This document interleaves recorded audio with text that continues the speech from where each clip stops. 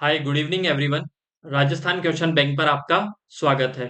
आज की जो हमारी क्लास है वो किससे रिलेटेड है? तो वो रिलेटेड है आपके जनजातीय आंदोलन से।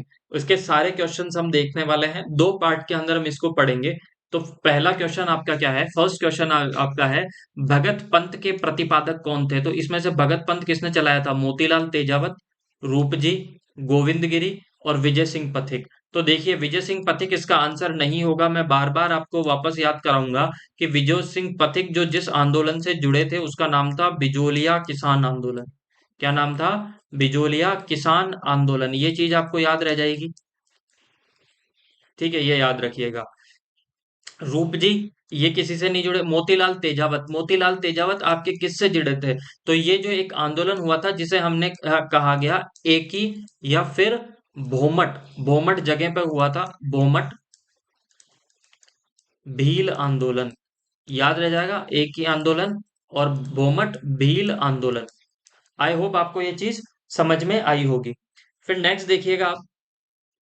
तो इसका कौन सा आंसर, कौन सा सही होगा इसका? जो इसका आंसर सही होगा ऑप्शन नंबर आपका 3। ऑप्शन नंबर 3 आपका इसमें क्या हो जाएगा? करेक्ट हो जाएगा। फिर नेक्स्ट देखिएगा, नेक्स्ट आपका क्या है? जो, एक सेकंड।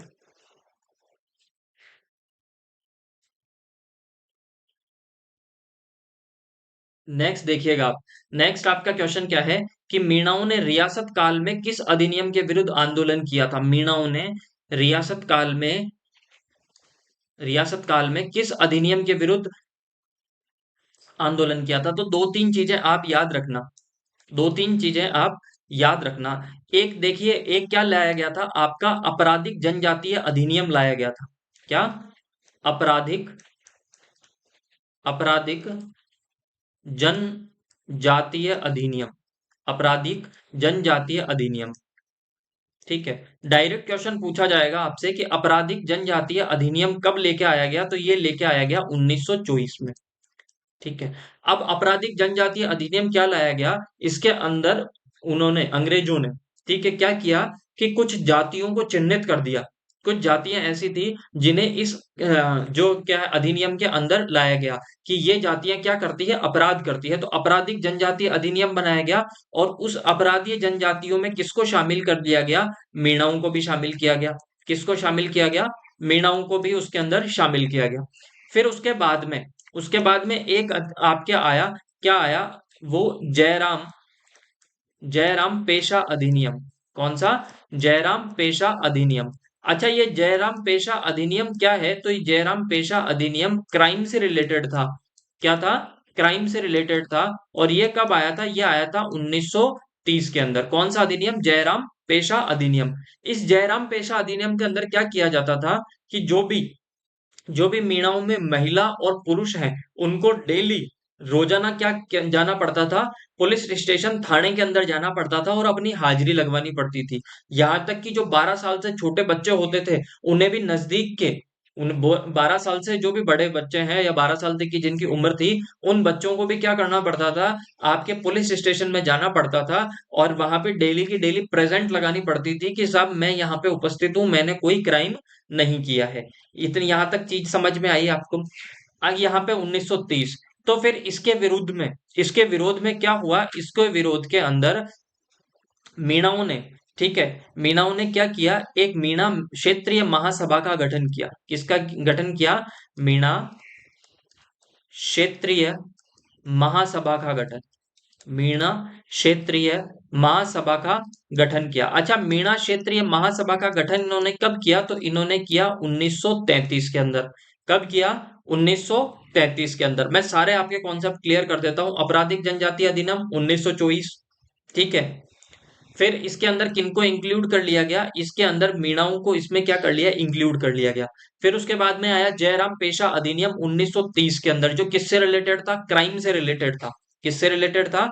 क्राइम से रिलेटेड था। फिर उसके बाद में क्या किया गया? मीणा क्षेत्रीय महासभा का गठन किया गया। किसका गठन किया गया? मीणा क्षेत्रीय महासभा का गठन 1933 में। अच्छा, जब मीणा क्षेत्रीय महासभा का गठन किया गया तो उसके बाद में एक क्या बनाई गई? जयपुर मीणा सुधार समिति। जयपुर मीणा सुधार समिति, सुधार समिति। अच्छा, क्यों बनाई गई? तो उन्होंने कहा गया, ये जयपुर मीणा सुधार समिति में ये डिसीजन लिया गया कि अब हम क्या नहीं करेंगे, कोई चौकीदारी नहीं करेंगे।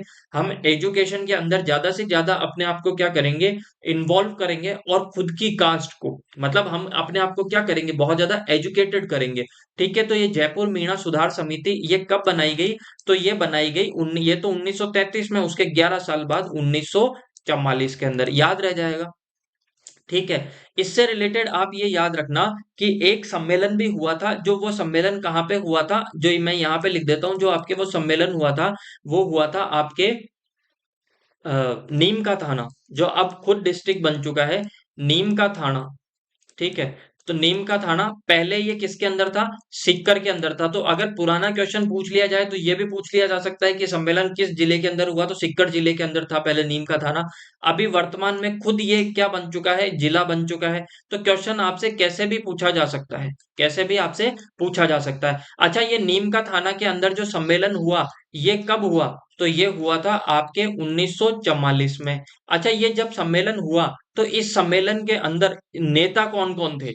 आपका जो नीम का थाना जो सम्मेलन हुआ था, इसके अंदर नेता कौन कौन थे? तो इसके अंदर जो नेता थे वो थे आपके बंशीधर शर्मा, बंशीधर शर्मा।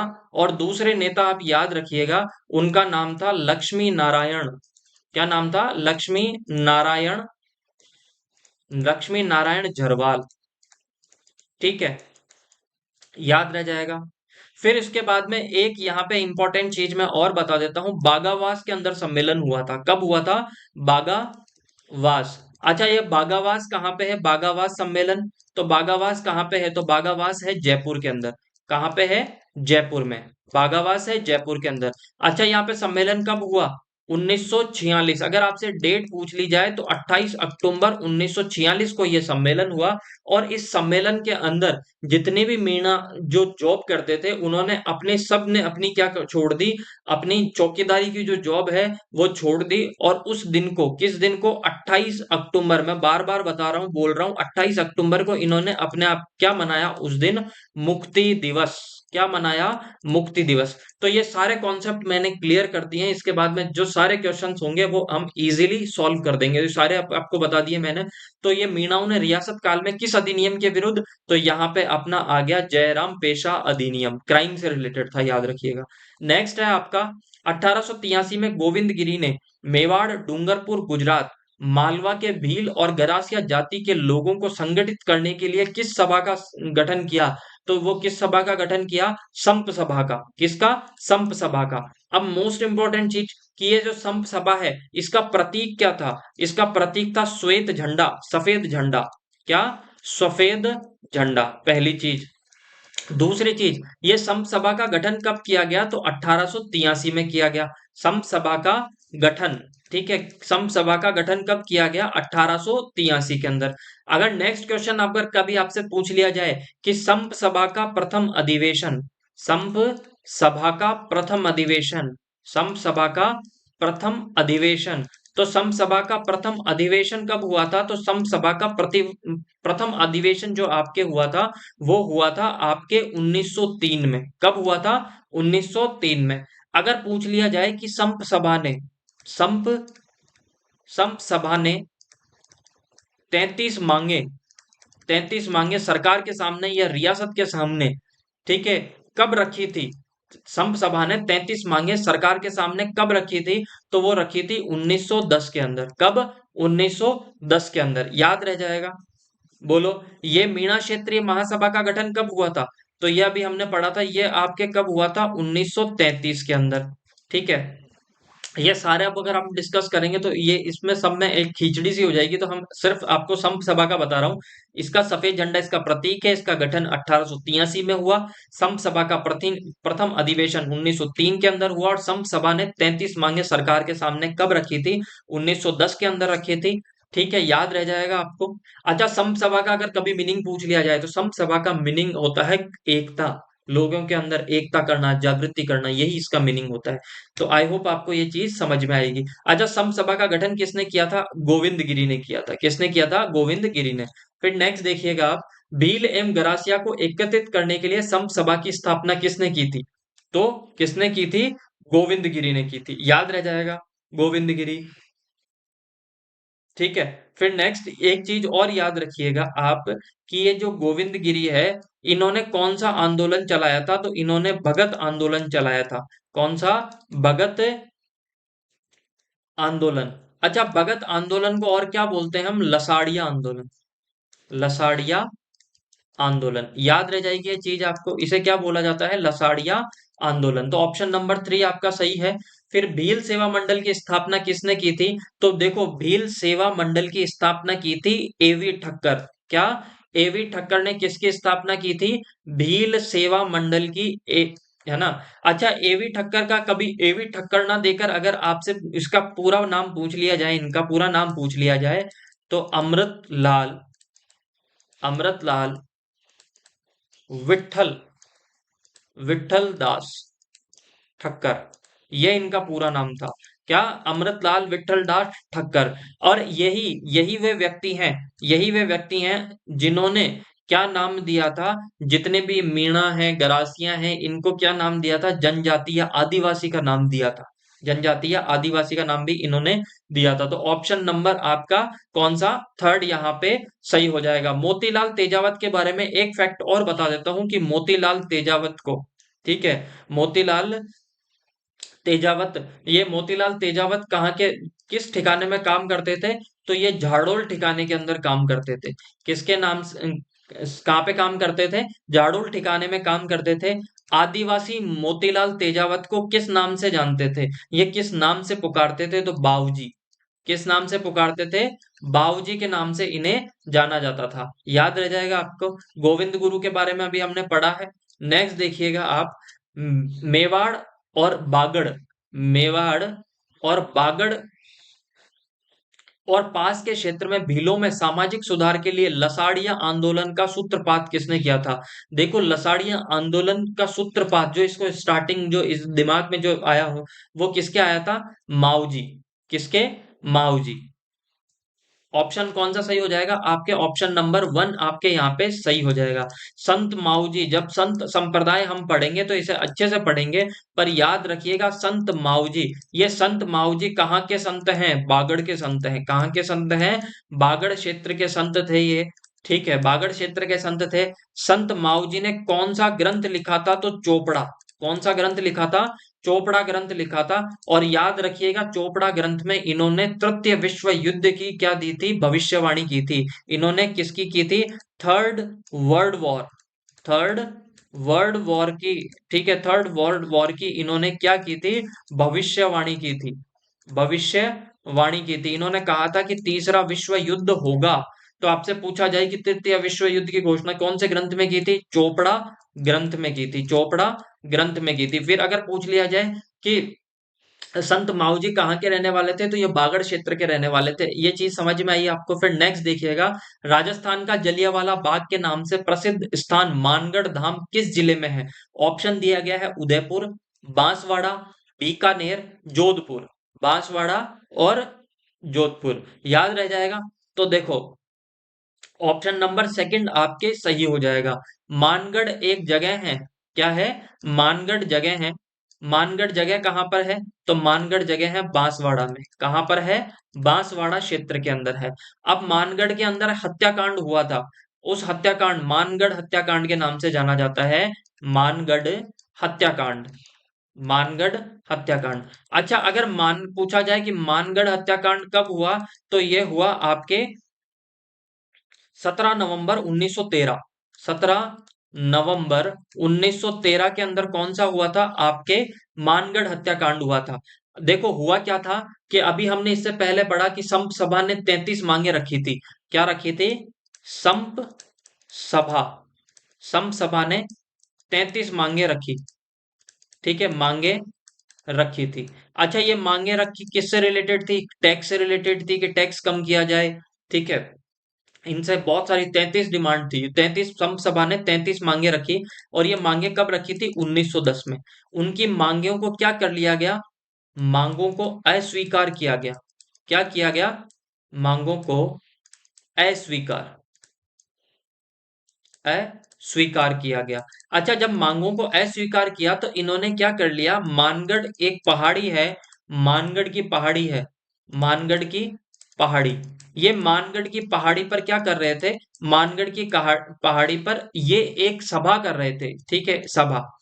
उस सभा पर क्या कर दिया, अंग्रेजों ने फायरिंग की और उसमें 1500 से ज्यादा भील मारे गए, ठीक है। इसलिए इसे क्या कहा जाता है, इसलिए इसे मानगढ़ हत्याकांड जो 17 नवंबर 1913 को हुआ, इसे क्या कहा जाता है, राजस्थान का जलियांवाला बाग हत्याकांड। इसे क्या कहा जाता है, राजस्थान का राजस्थान का जलियांवाला बाग हत्याकांड। चीज समझ में आएगी आपको। बांसवाड़ा का मानगढ़ धाम किस समुदाय से संबंधित है, तो भील समुदाय से संबंधित है। और यह कब हुआ था, बार बार मैं आपको डेट याद करवा रहा हूं, 17 नवंबर 1913। कब, 17 नवंबर 1913। मानगढ़ कहां पर है, बांसवाड़ा के अंदर है, चीज याद रह जाएगी। यहां पर 1500 से अधिक भील मारे गए थे। फिर अगर यहाँ पे पूछ लिया जाए इसे क्या, किस नाम से जाना जाता है, तो राजस्थान का जलियांवाला बाग, राजस्थान का जलियांवाला बाग हत्याकांड, इसे किस नाम से जाना जाता है, राजस्थान का जलियांवाला बाग हत्याकांड के नाम से, हत्याकांड के नाम से इसे जाना जाता है, राजस्थान का जलियांवाला बाग हत्याकांड के नाम से इसे जाना जाता है। फिर नेक्स्ट देखिएगा, गोविंदगिरी के नेतृत्व में भील आंदोलन को दबाने के लिए मानगढ़ का जनसंहार किस वर्ष हुआ, इतनी बार हमने पढ़ लिया है तो अभी याद रह जाएगा आपको, 17 नवंबर 1913, 17 नवंबर 1913। फिर भी अगर आप भूल जाओ तो 17 से क्या था, खतरा था, 17 से क्या था, खतरा था, 17 से खतरा था, इसलिए ठीक है, सबकी क्या बच गई थी, ठीक है, 13 कर दी थी, ऐसा याद रह जाएगा। तो 17 नवंबर 1913, 17 नवंबर 1913 को क्या हुआ था आपका, राजस्थान के अंदर मानगढ़ पहाड़ी पर आपका कौन सा हत्याकांड हुआ था, मानगढ़ हत्याकांड हुआ था, इसे राजस्थान का जलियांवाला बाग हत्याकांड कहा जाता है, ठीक है। किसके नेतृत्व में हुआ था, तो गोविंदगिरी के नेतृत्व में हुआ था। फिर निम्न में से किस स्थान पर 1913 का भील विद्रोह हुआ था, तो भील विद्रोह कहां पे हुआ था, तो देखो भील विद्रोह हुआ था, अभी हमने पढ़ा मानगढ़ के अंदर हुआ था। कब हुआ था, 17 नवंबर को, कब, 17 नवंबर 1913। फिर नेक्स्ट देखिएगा आप कि वागड़ का गांधी किस जिले के रहने वाले थे, तो देखिएगा वागड़ का गांधी डूंगरपुर जिले के रहने वाले थे। अच्छा, वागड़ का गांधी किसे कहा जाता है, तो वागड़ का गांधी कहा जाता है भोगीलाल पांड्या को, किसको, भोगीलाल पांड्या, भोगीलाल पांड्या। अच्छा, भोगीलाल पांड्या को क्यों कहा जाता है, तो इन्होंने एक हरिजन सेवा समिति का गठन किया था, किसका किया था, हरिजन सेवा समिति, इन्होंने किसका गठन किया था, हरिजन सेवा समिति का गठन किया था, ठीक है। इन्होंने किसका गठन किया था, हरिजन सेवा समिति का गठन किया था, याद रह जाएगा आपको, ठीक है। फिर नेक्स्ट देखिएगा, बागड़ प्रदेश के गांधी के नाम से प्रसिद्ध स्वतंत्रता सेनानी थे, तो बागड़ प्रदेश के गांधी किसे कहा जाता था, भोगीलाल पांड्या को, अभी हमने पढ़ा। फिर नेक्स्ट देखिएगा, 1935 में डूंगरपुर में किसके द्वारा हरिजन सेवा समिति की स्थापना की गई, अभी हमने पढ़ा था किसके द्वारा की गई थी, भोगीलाल पांड्या, और इन्हें क्या कहा जाता है, वागड़ का गांधी, वागड़ का गांधी, याद रह जाएगा आपको, वागड़, वागड़ का वागड़ का गांधी।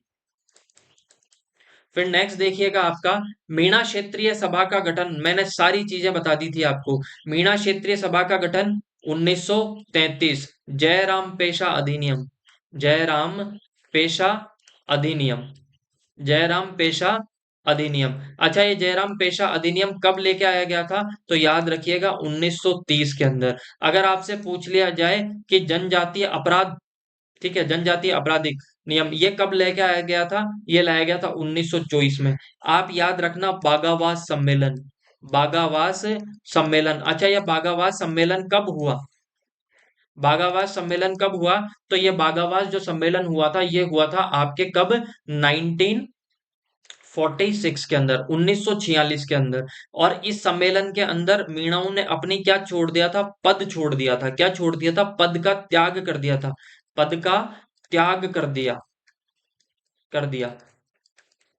ठीक है, किसने, मीणाओं ने, याद रह जाएगा, जो भी मीणाओं जाति के जो भाई थे उन सब ने क्या कर दिया, अपने पद का त्याग कर दिया, ठीक है। और इसी दिन को, ठीक है, कब हुआ था ये?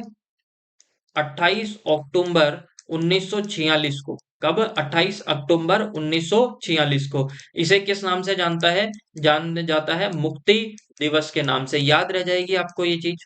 फिर नेक्स्ट देखिएगा, किसकी अध्यक्षता में मीणा जाति का एक विशाल सम्मेलन अप्रैल 1944 में नीम का थाना में आयोजित हुआ? तो वो किसके में हुआ? मगन सागर जी। ये मगन सागर जी कौन थे? जैन मुनि थे। कौन थे? जैन, ये जैन मुनि थे। अच्छा, मगन सागर ने एक पुस्तक लिखी थी, ठीक है, पुस्तक लिखी थी, उस पुस्तक का नाम क्या था?